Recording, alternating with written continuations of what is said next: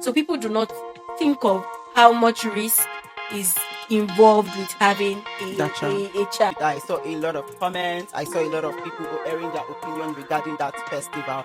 Nothing anybody wants to tell me. For that school, if I don't involve court, it's will let me fight first. I go buy drink for Agberu. They will go fight that fight because it's not making sense. That so a woman has to follow a strict set of rules to exist in the society. How would you put a girl or a woman through all of this, and then the law that is even supposed to now protect and care for them is still the one saying you must not remove that child.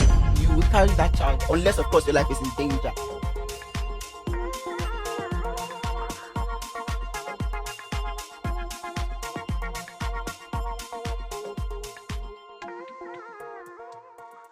Hey, Pause Tribers. Welcome to the Pause Tribe Zone podcast. And I am honestly very, very happy to be having this first official session. And today we are going to be delving into a very crucial topic. It is needless to say that it's important we have this discussion. And this episode, we are looking into what happens when a survivor of sexual violence is left to carry on with the choice of keeping the pregnancy as regards to the violence the person has experienced in time past, because it's only fair that a person experiences this violence and then is given the option to choose what is right for their future, right? And for this episode I am joined by Esther Ezim. Hi, Esther. Hi, It's nice to have you join us thank today. you. What? Yeah, and this episode is one that I feel she will be able to, do justice to all that is needed to talk about, because from her profile, I have known her for also a long time, and she is a feminist, a passionate feminist activist, and also a reproductive justice advocate. She has done a couple of works in terms of awareness, enlightenment for the community, and it is an honor to have her in this podcast session to be able to, talk about these issues that women face. But before we move into the order of the day, right? This episode is strictly exploring the pervasive human rights violations that women face, because not only are they allowed to carry on a pregnancy as a result of violence, sometimes the law also makes it mandatory that they do not get this what's the right word now? They do not get this care that they need as a result of the law only allows it when it is to save the woman's life. So I'm talking about pregnancy now, right? If a person gets pregnant as a result of getting raped and she turns out to be pregnant, right? The law does not allow for her to abort that pregnancy. The law does not allow her to make informed choices for her future because it feels like her life is not in danger, right? And this is something that we have to begin to, advocate for these things to actually be revisited, because you can't tell a survivor of sexual violence who has gone through a lot to still carry the result of that sexual violence, right? And today we will be looking into what exactly is sexual violence, right? So, Esther, do you want to do us the honors, tell us in your own words, right? What is sexual violence? So thank you very much. Sexual violence for me would be this obtaining sexual act Yeah. from someone by coercion, by force, Mm-hmm. without their consent generally, and even when they have to give you consent, maybe they were coerced Coerced. to give you consent towards it. Right. And for many people, this sexual violence doesn't just stop there, right? It leaves some of them with long term scars like fear, withdrawal. It even makes some of them, you know, begin to have PTSD as a result of whatever they have gone through. And today, for survivors of sexual violence, it doesn't just stop there. Some of them end up with pregnancy. Some are scared. Some are ashamed. Some are left with improper or no information at all as to how to access for safe services or safe care for their health or their bodies in general. So to be able to fight or combat these issues, what do you think that advocates need to start doing, to ensure that either awareness is made or these survivors have the right access or the access to right information regarding to their health? Okay. I think advocates are doing a lot. They're Honestly, they doing are doing they're quite a doing a lot. lot already, and it's now calls on the government to do better. Okay. Maybe just to answer your question, um, advocates need to experiment with mediums on how to reach out to people. We Okay. have a wider range of audience right now. More people are coming into the internet or even in physical spaces. How are we having conversations? What languages are we Are we using? using? Because when I was younger, there is a particular show that used to happen, I think in NTA or AIT. It's Okay. Waiting Day. So Waiting Day used Waiting day. yes. Okay. Waiting Day was a very interesting series that dive into sexual reproductive health even Okay. before sugar existed. And they used pidgin, they used Hausa, they used different language. They went into local areas and shot that movie, and it Okay. also exposed us to what heart to heart centers were like then when heart to heart centers were even a thing. So these were mediums that people were able to also stigmatize Okay. issues concerning sex, reproductive health, On abortion. this same waiting day. Yes, Okay. it was very explicit, but also very gentle with how the language, what they were saying. It was relatable because you could tell the situations were happening around you because you Okay. were seeing it on waiting day. Yeah. I started even knowing heart to heart centers existed because every time they kept on saying it on waiting day, it was very, very relatable. So, for the course of this conversation, do you want to enlighten us as to what is heart to heart? So heart to heart centers are it's more for HIV programming, Okay. but it's a space where if you maybe feel like you've had contact with HIV, you Okay. can come and speak to someone one on one, a counselor one on one, where Okay. to be private, and it's more like a one stop shop, but it's very accessible in local. It's in primary health care centers. They had kiosks. It was in the early 2000s. It was very, very common to see it. You would not know it's that thing if you had Okay. not maybe heard about it, but because every evening waiting they was showing, so you would You could always know you that get information yes, about that that particular was what thing. was going on. That's a very good one.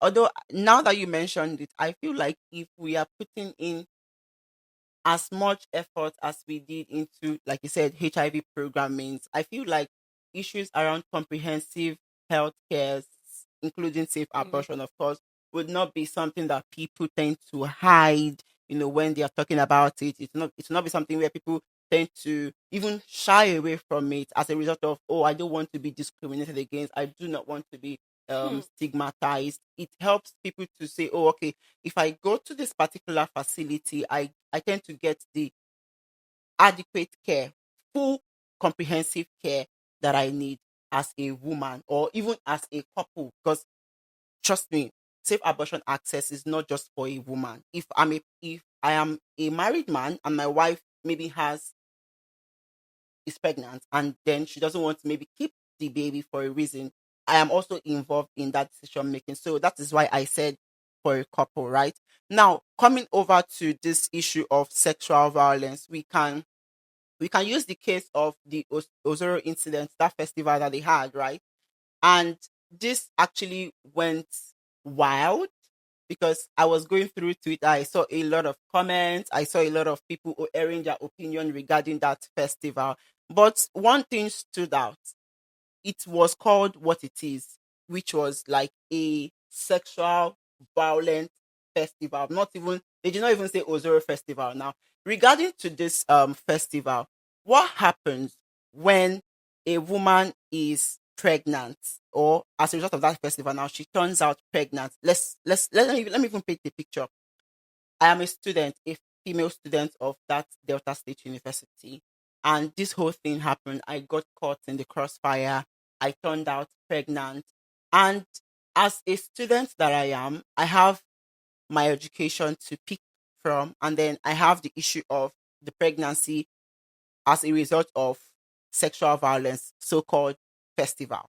What happens, or what do you think is the next step that I, as a female student, I could take, to help myself, knowing that, of course, um, abortion services are quite illegal. Not quite, they are highly restrictive. They are very, very illegal right now in Nigeria. So, what steps do you think that I could take for one? Okay. Um, just for clarity, in this case, the Yeah. person is already pregnant. Pregnant as a result of that festival. Okay. First of all, is to avoid shame. So a Okay. lot of the times when these situations even get to the point of pregnancy, it's because of the women usually bear the shame Okay. of the sexual violence. Is to Okay. avoid shame and seek help. There are a lot of people that offer counseling for women that are pregnant due to this issue. And then you can also be able to make an informed choice. A lot of the Okay. times when people get pregnant due to sexual violence, the option is to keep or not to keep. Yeah, but I think the Nigeria laws now does not even allow them to not to keep. You Yes, to have not to, to keep. yeah, Yeah, you you have have to to keep. keep it regardless. Okay. You have to keep. And I think that they would get to a point, especially in a widespread sexual violence activity like this, where you can Yeah. even reach out to an organization. Maybe I'm talking from a place of my privilege, but Mhm. I am assuming that if I ever was in that situation, especially for a public size event, I can get a lawyer. I am not going to keep this baby, and it's public that we Mm. were sexually assaulted. And I think that strategic litigation is something that organizations or even bodies could think of, bringing up these cases where situations like this happen, encouraging people that we could strategically litigate for access to abortion in these cases. And even when we say abortion is not entirely illegal, but a lot of the time the burden of proof is left to the women. You have to prove Mm. that you were sexually assaulted. You have to prove that the baby is detrimental to your health. You have to prove so many things. You have to prove that even you miscarried.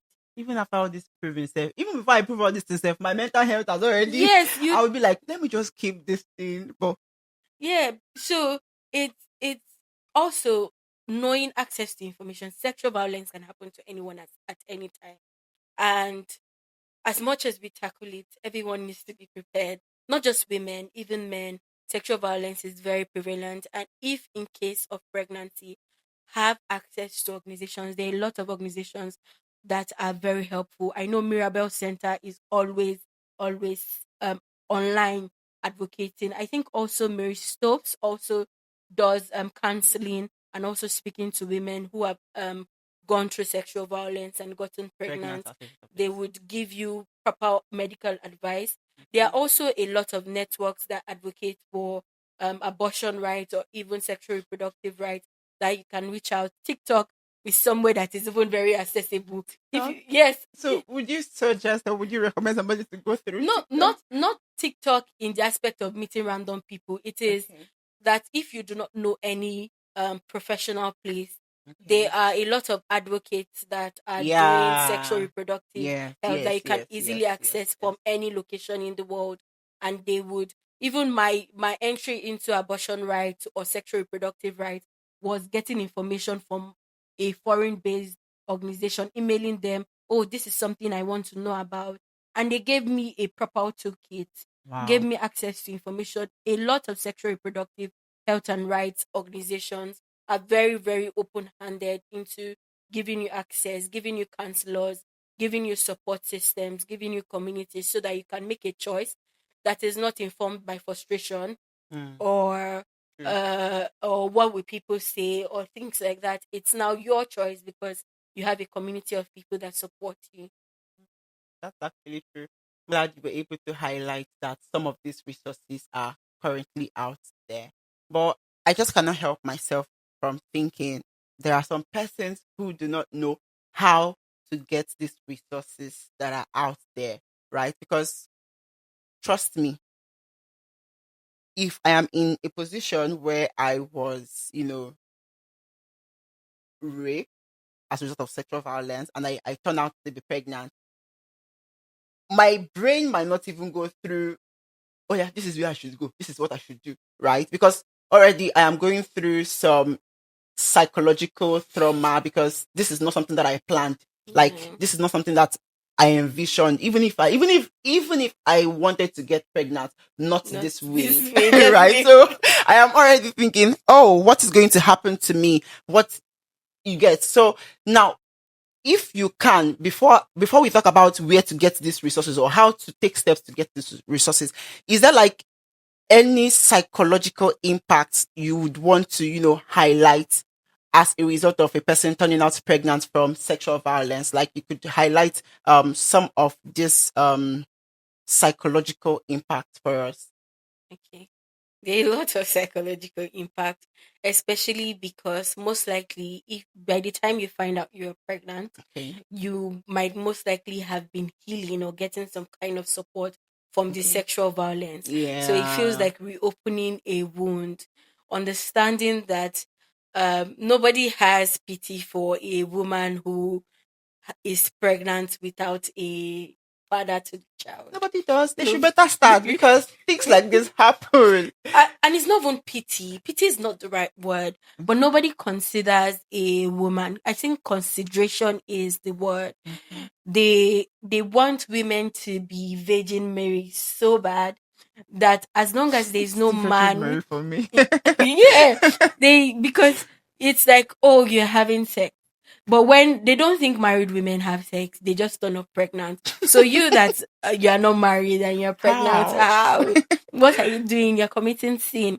So there's so much, I Psychological think, impact. hypocrisy, and also that we want women to be pure.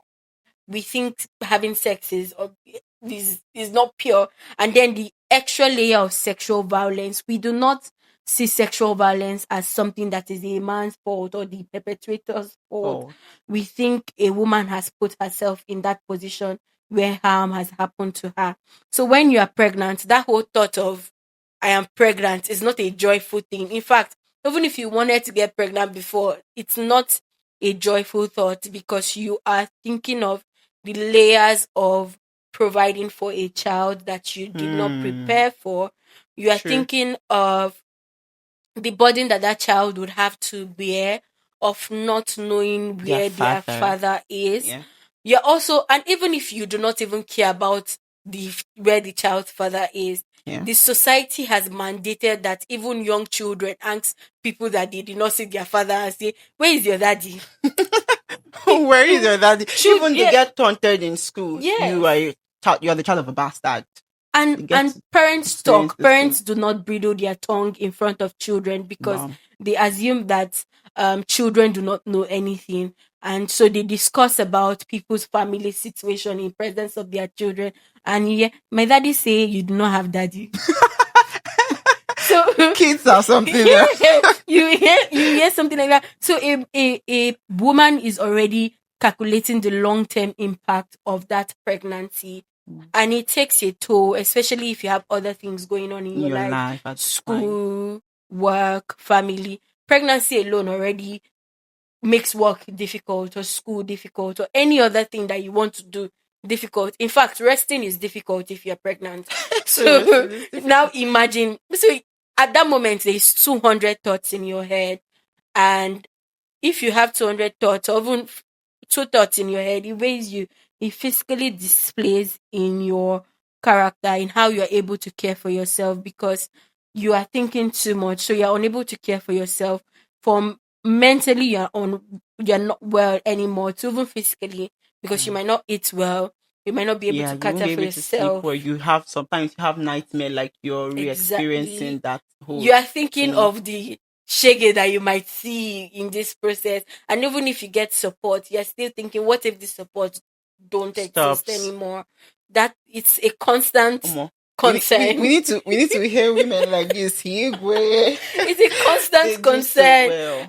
When I think of even people being pregnant, I'm always like, wow. The woman's body is a very special place. So it holds trauma and it heals itself, just like even our reproductive area cleans itself, Right. heals itself. By itself. It goes through a lot, and our body is able to adjust sometimes if we have the right support to mentally, physically care for us. So even if you go through violence, pregnancy, harm in any way, Okay. with the right support, you get better. At least you will try to get better. You definitely have to get better. But then I don't really like the fact that we have to hope on getting better when we can actually start working towards ensuring that the policy or the law gives room for women to be considered, especially when it comes to their health, their bodies, their choices that they need to make for their futures. Because if we are only assuming that you'd get better, who is catering to their trauma, catering to the after effect, which was one of the reasons why I cited the picture of a girl in school getting pregnant, because like you mentioned, there are resources out there, but sometimes because they are already in this situation, they do not know the right steps to take to get all of this care, or to get all of these resources that would cater to their current situation. So like you mentioned, there are some out there. Do you want to be specific about where exactly they could get some of this care Okay. that they need? Okay, so I know I'm trying to remember the name. I know that they currently have a campaign ongoing. I think is Network for Safeguarding Women or Network for something like that. safeguarding. They Okay. currently have a abortion rights, sexual assault awareness month campaign going on Okay. from that different organizations are part of. I think that particular network has a resource of care and advocate and even professionals that can support. So the Network for Safeguarding Women, they're a Nigerian-based Okay. organization or a network that works with advocates, activists, campaigning and destigmatizing abortions, access to sexual reproductive health, and Okay. also removing shame from the victims when it comes to, or sorry, the survivors when it comes to sexual violence. That's a very good one. I've already noted it down. Network of safeguarding women. Network for safeguarding Network women. for safeguarding women. Maybe after this whole session, I'm going to go make my research, because also here in TPLPI, we are looking to carry out series of campaigns. So maybe I could draw inspiration. My team could You also can draw use your studio to inspiration. do content and win money. Oh, Oh. we are They going have to a campaign going on with money involved. we are going to get there. We are going to get there. That one is not a big problem for us. We are going to get there. But if I ask you now, how do you think that societal, stigma and pressure forces women to be silent? Now, I will rephrase that question. How do you think that societal stigma and pressure forces women to remain silent and also increase their physical danger? Okay. I think so because I still go back to shame. A lot of things that women do Okay. are considered, or if a woman does this, it's shameful. It's shameful to be this, it's shameful to be that. So a woman has to follow a strict set of rules to exist in the society that we live in. So navigating all that pressure, all that shame is a very difficult task. It's a very difficult task to do because again, it is also unlearning that the shame is not yours to carry. Whatever society is putting out to you, it's not for you to carry. It's for you to say, this is for me. This is what I want to accept because it serves me. And Okay. this is not what I'm not going to accept it either ways. Mm. Someone brought up a case where people are saying, oh, if you can't abort except it affects, like it's a life-threatening situation. And in that conversation, someone says, what if I can harm myself if I keep that child? It's a Mm. valid debate on What abortion if I can rights harm myself myself if if I I keep keep that that child. child? It's a very valid debate because there's there's postpartum depression, there's Exactly. postpartum stress, there's even pre-birth stress. All of that is what if For my women. Women, they yes. try. See, the question is, what if my mental health cannot Honestly, cannot women is not women capable actually of are doing that? strong, stronger than they are given credit. No, no, Serious stress. they are stronger than they are given credit for, because I cannot just imagine a situation where my sister turns out to be pregnant as a result of sexual violence and then having to go through all of these things. I will first of all take law into my own hands first. There is nothing anybody wants to tell me. For that school, if I not involve court, it's when they help me fight. I go buy drink for Agberu. They will go fight that fight because it's not making sense. How would you put a girl or a woman through all of this, and then the law that is even supposed to now protect and care for them is still the one saying you must not remove that child. You will carry that child unless, of course, your life is in danger. And oftentimes, women will not tell you that my life is in danger because truly their life is not in danger. They wouldn't want to lie. But the law is My supposed life to. is in danger. If I'm pregnant now, my life is in danger. How so? Sorry. Prove it. Sorry. If I'm see, Prove pregnancy it. is a very risky thing. That if I turn up True. pregnant and Also, I've heard, but it's very distinct. And for me personally, as yeah. someone that I am very much child free, if I turn up, which I would not, but if I turn up pregnant, I would feel like I'm in danger. I would feel like I'm like my life is at risk. And I would fight for the fact that I am mentally not capable of having one. And I don't know how much I have to spend on a lawyer. I would beg on the streets to get a lawyer that would litigate to the fact that I am mentally not capable of having Carry one. that child. And it's something that people think child because they feel like it's a woman's duty to have a child. So your body is serving that purpose. It's what your body is supposed to serve. So people do not think of how much risk is involved with having That child. a child, especially in such situations where it's a child that society would constantly remind of the pain that the mother had felt having them. Hmm. That's a good one. Women. Again. Women. Again. Women. Again. Ah, but if you look at it, what would you say a survivor-centered care looks like? Now I'm talking practically now. Say somebody turns out pregnant as a result of sexual violence. What would you say a survivor-centered care looks like in practice? Not something that is different from what is actually going on right now. Yeah. So a survivor centered care Yeah. would put the woman first, would Okay. listen to her because there is no template. There might be strategies on being proactive towards sexual violence case, Okay. but understanding that every woman is different. And regardless of maybe your opinions about whatever that situation is, it doesn't matter. What matters is that person that is going through that sexual violence, that has gone through that sexual violence and wants care. And now it's for you to offer them options. When you Mm. wanted to center them, you offer them options. It's not this and that. It has to be, these are the things that I can offer you.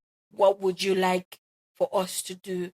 What support do you want somebody? And it's also not leaving them alone to make that choice. Put some support system, some cushioning where they can also know that I'm not making this choice impulsively. I'm Because a not lot making of the it time, even out of yes, necessities what I actually want. yes, it's what, because I've heard people say they regret their abortion even in cases of sexual violence. And not because they want to keep the child, but because of the hastiness that they had to make that choice, it's the choice that you have to make. Is this, is that. And yet, time, you have a series of time before you can make the choice of abortion or not to. Yeah. But again, a lot of people feel the rush that they don't even get to process their emotions before they even go through the process of termination or even keeping it. There's such adrenaline rush that you don't even remember how you made that choice. So You there's just know no that space. you're already there on the maybe theater table. If you even go to even police station or hospital, they are rushing you. What do you want? What do you? Why are you here? All like there's no patience for the victim. For the victim to say, I want to keep it, I don't want to keep it, to do that choice back and forth. Because if you do it 2 times, they'll say you're not serious. So go on, Yeah, please. go home. Just go Yes, sit there's down no one place, maybe patience. for a year or what. Yeah, and survivor-centered care it comes with a lot of patience, a lot of consideration, a lot of, oh, this is your choice, right? Think about it further. I have noted that this is your choice. And if you come back to me with that choice, some people are like, oh, if I don't give you an answer now, you might not want to help me anymore. True. You might not want to provide a solution anymore.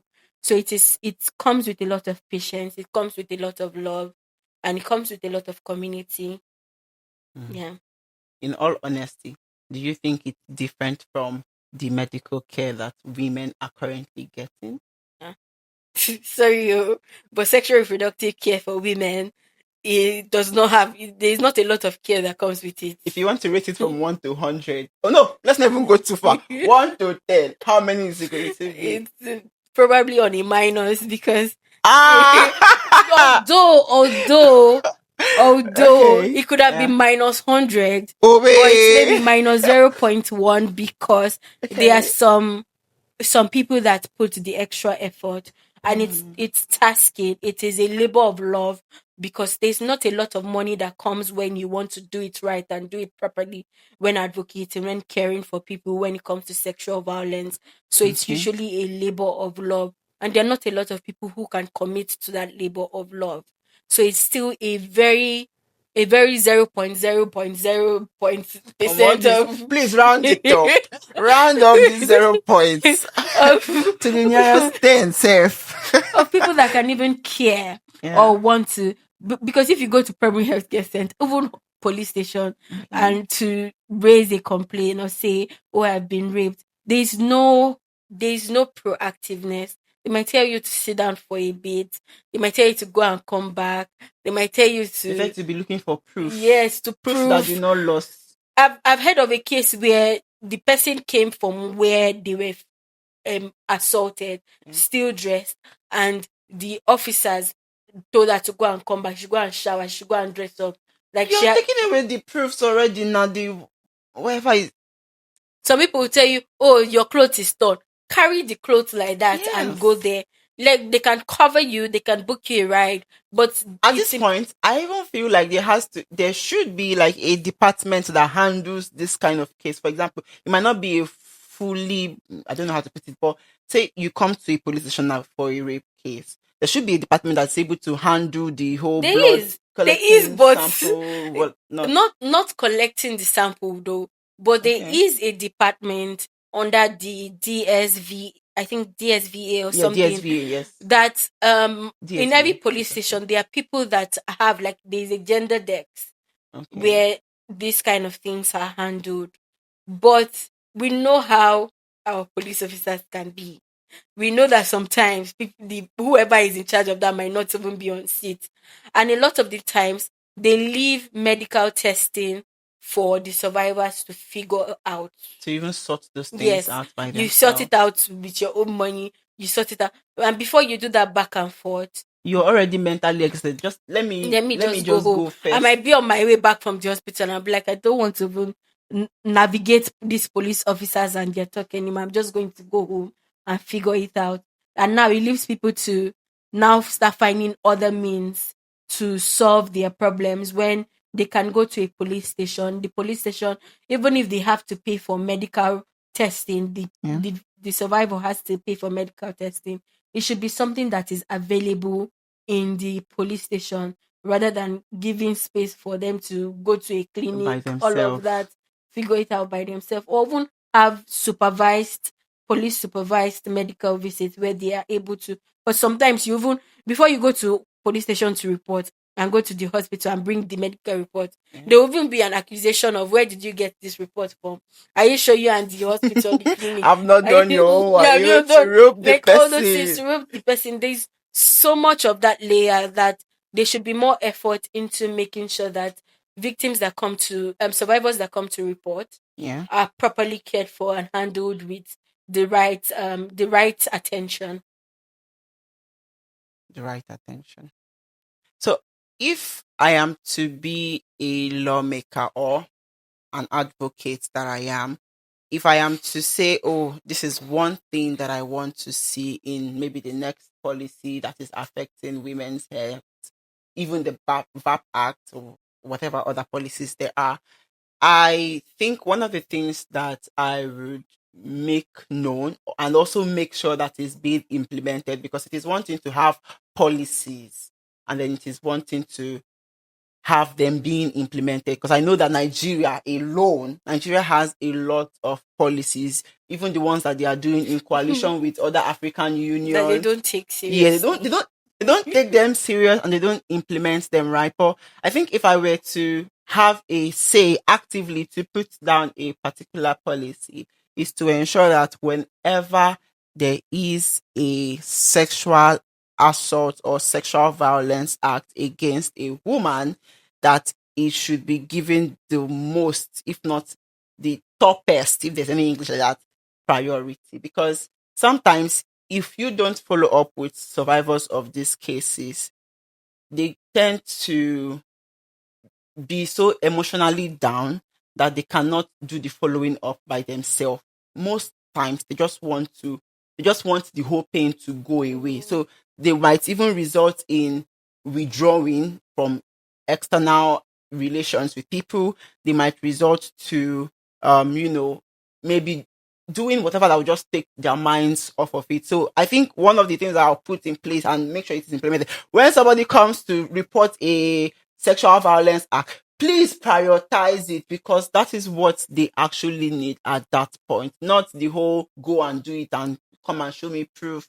That's not actually making sense. It's not making sense at all. It's not making sense at all. But if I ask you now that, okay, as an advocate or as a passionate feminist that you are, what is that one policy that you would like to see being made and also being implemented? I think it would be more of a preventive policy. Preventive? Yes, Okay. because sexual violence is already violence that they have experienced. Okay. So it is now you're having to do a lot more work to provide support. Support for them. Okay. But I feel I feel somehow that I'm going to even say this because I am not I'm a women's right person. Okay. I think more effort should be placed on women. But I do think for the case of prevention or preventing sexual violence, Mm. there needs to be a new conversation of how sex is presented towards men, how sexual Mm. encounters are, are presented towards men. A lot of young men get access to even knowing what sex is through pornography, through Yeah. a lot of violent And those are means. just the wrong Yes, ways.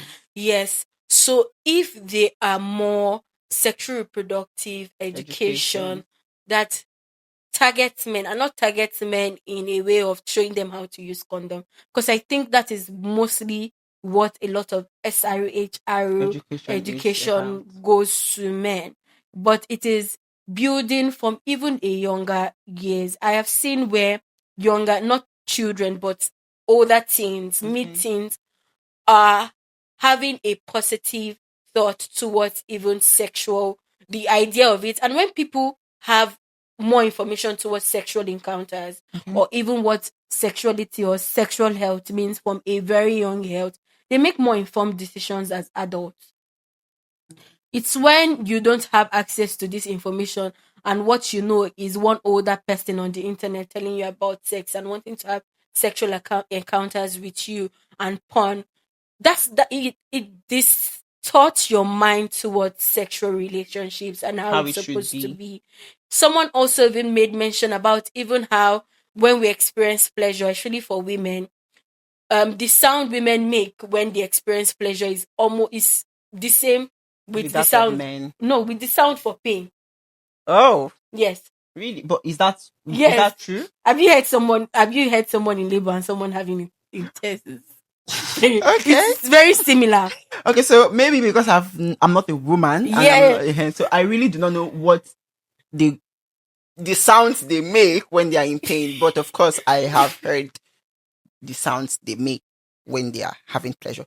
But I just want to know why I mean, it's baffling me that they are identical. They are identical because a large image of what we think sex is created from movies, from porn, from created scenes. And most of those things are very, very artificial. That's why we Done don't on even use our drugs. language Done. to even have sex. You don't, because Please it's don't go not there. original. It's not Please original don't to go us. there. We learn these things. We adopt behaviors Yeah. from TV, and it's important. That's why it's important, even from like secondary school, conversations about sex, about genital, about sexual reproductive parts of the body should not be something that should be shameful, especially to women. It should be something that conversations can happen, spaces for boys, spaces for girls, and spaces that they can have these conversations. Like how Jubilee have conversations where men or women will sit together and say, this is how I feel about my body. When Mm. I'm in class and I see my period and you guys laugh at me, this is how How I it makes me feel. feel. And we men too can have that conversation with women too, but from a younger and earlier stage, and it builds that self-awareness, that consciousness and prevention, because when younger boys and younger girls are conscious to what actual sexual activities can Ah, look like and how safe it can be and how healthy it can be, they'll be more in tune to wait till they want to actually do it. They would not be in tune to pursue peer pressure to do it. I was going to come towards Yes. that angle because I think most of the things that prompt boys at an early stage to want to experience this, even going as far as coercing girls, is out of peer pressure. When they're amongst their peers, like, have you done this thing? That girl, just all of those talks. So they actually carry out some of these acts, including sexual violence, as a result of peer pressure. I was going to mention that when you said And now that you said this thing, I would want to use the analogy of the apple in the Bible. Apple. Okay. Yes, when Adam and Eve ate the apple. Oh, It's almost as similar as how people experience sex through peer pressure when they are younger, because they are not well informed. Bible just said, if you eat this apple, you yes, shall you are going to surely have, die. yes, and then okay, go on. Yeah, you shall surely die. And I am I wanted to go biblical, but you shall surely die. And then there is now someone else that is saying you will not die. Oh. You will have just access access to to knowledge of good knowledge and and evil. all of that. And yeah, I'm going to eat it because this person Who most likely have said eaten it, and they said is. And now it's not a proper source. It's usually your friend that most likely have someone that might even be sexually abusing them, and they think it's cool, and they are experiencing sex from that point of abuse, and they're coming to share that with you. And yeah, you feel like you need to do it. You need to do it. You need to feel among, rather than, oh, I have more information about this. You can't coerce me into making this choice because I know what it entails and I can wait. The excitement, right? because someone said cosplaying the excitement of sex, like how people drink orange juice. You can always have access to orange juice when you're older, when you're 100, when you're Even if somebody gives it to you, you can still enjoy. you You can can, have like, access you to it. can always.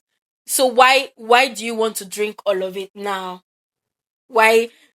You would still drink it another time. Yeah. You would still have access to it. But when you have the comprehensive information, you can talk about your reproductive parts without being shamed about it, without feeling any form of discomfort. It gives you an unpunishable person when it comes to sex. Do not feel shame, do not feel stigma, is able to report even sexual violence easily than True. someone that thinks that access to knowledge even about abortion or sex. So the thought that people would know that you're having sex is something that is shameful. Shameful. So we've all heard it.